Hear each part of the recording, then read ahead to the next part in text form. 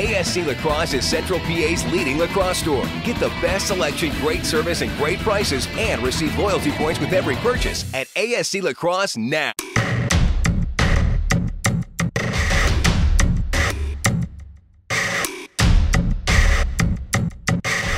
Hello everyone, and welcome to this week's All Laxess, sponsored by ASC Lacrosse. I'm Keith Schweigert, joined by LNP sports writer John Walk, and we're talking Lancaster-Lebanon League boys and girls lacrosse.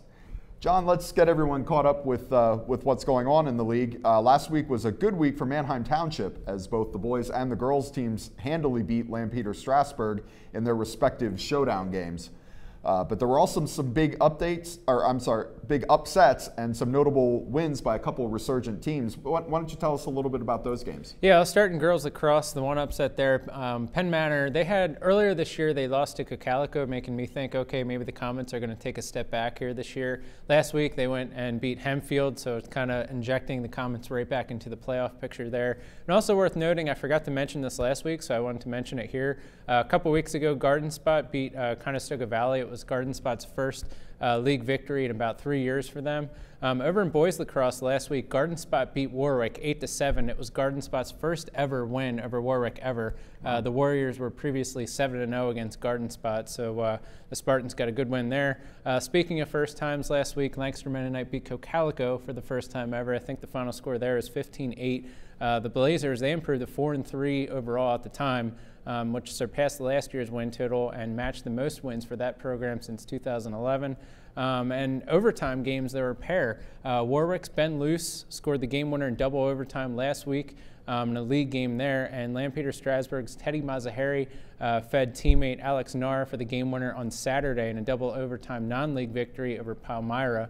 And other notables here, this week I'm wearing a bow tie. I got that from Mr. Jeffrey Swar, who is a Lampeter-Strasburg teacher and local mental toughness coach. Why am I mentioning that now? Well, apparently Mr. Swar took in his very first ever lacrosse game as a spectator last week. And on a related note, so did Elko boys hoop star Mason Bossert. So good to see two locals learning the game. So if you guys see him out there, feel free to teach him what in the world is going on out in the lacrosse field. Okay, well let's look ahead a little bit to the league playoffs, which get underway about a month from right about now. As you know, the top four teams on the boys and the girls side make their respective postseasons. On the girls side, it looks like we got a pretty clear top five, but one of those teams is going to be left on the outside looking in come playoff time. And on the boys side, we've got a tier of the top three teams, but that fourth spot is still pretty much up in the air. So tell us a little bit more about that and how you see the playoff races sort of developing here. Yeah, I'll try to make this a little bit more clear because it's really muddled at this point. Girls across, Mannheim Township looks like the team that's going to go on to win that conference there.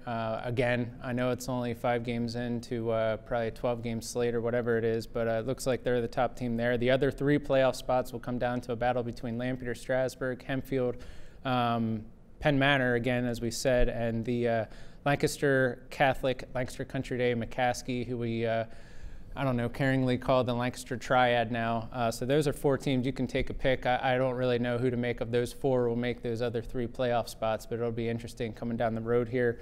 And then over in boys lacrosse, as you said, Mannheim Township, Hempfield lacrosse look like the top 3 teams there, but that 4th and final playoff spot over these next few weeks, it's going to be interesting because right now you can make a case for 7 teams that could vie for that final playoff spot. Right now, Elizabethtown and Penn Manor each have 3 league wins, while Warwick, Garden Spot, Cedar Crest, and the Lancaster Triad each have 2 and 3 league records. And don't forget about Lancaster Mennonite sitting there at 2 and 4 in league play. Ultimately, I think Cedar Crest, Garden Spot, Penn Manor, Mennonite, the Lancaster Triad, they're all going to play hard. They're all going to trade wins and beat up on each other. But I think coming out of this, it's probably going to be Elizabethtown and Warwick. Now, why do I say that? E-Town played Hempfield close a couple weeks ago, and the Bears are averaging a little over 10 goals a game, which is the 4th best league mark behind those top 3 teams. And then Warwick, they had to replace 8 starters coming into the year. They struggled a little bit early on. An inexperienced team was still kind of learning. Yeah, they did get beat big by Mannheim Township and Lampeter-Strasburg, but if you go back and look at those games, Warwick was leading Mannheim Township at half. and they were playing close against LS before pulling away there. I think they woke up a little bit in that lost to Garden Spot, and they turned it around and beat Elizabethtown last week. So I think Warwick's kind of turned the corner there. So I think the Warriors and the Bears coming down the stretch here should be the two teams that might come out of that. But really, like I said, 7 teams. It's going to make things a lot of fun over these next 3 or 4 weeks. Okay. Well, with all that in mind, what games are you keeping an eye on this week? Yeah. So tonight I'm going to be going out to Lancaster, the Triad at Ephrata, 7 o'clock game. Ephrata's having a little bit of a step back year after kind of been in playoff contention the last couple seasons. They lost a lot of starters and they're kind of replacing some. So that's why I think it might be a good chance for Lancaster to go out there and improve to 3-3 in league play, which would surpass last year's winning total. So that's happening Monday night. Thursday night, still in boys lacrosse. Warwick is going to Lancaster Mennonite. That's a 4 o'clock game. We'll see what Lancaster Mennonite's made of, if they actually are a contender or not. If they can beat Warwick, put them right there for that 4th and final playoff spot. So if not, maybe Warwick goes on and wins big, and we can see if they've really turned a corner. And then last thing I want to mention, in girls lacrosse on Friday, Manheim Township travels out to Conestoga in Berwyn, PA for a non-league matchup. Why is this important? Well, Conestoga is last year's PIAA runner-up, so that's always a good game whenever they meet. Okay, John, well, thank you, and I'm sure you'll be keeping us posted. You can follow John and the rest of the LNP sports staff on Facebook and Twitter for more on boys and girls lacrosse and the LO League's many other spring sports. For John Walk, I'm Keith Schweigert. We'll see you next time.